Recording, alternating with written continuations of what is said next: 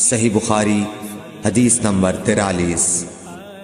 رسول اللہ صلی اللہ علیہ وسلم ایک دن حضرت عائشہ رضی اللہ تعالی عنہا کے پاس آئے۔ اس وقت ایک عورت حضرت عائشہ رضی اللہ تعالی عنہا کے پاس بیٹھی تھی۔ آپ صلی اللہ علیہ وسلم نے دریافت کیا، یہ کون ہے؟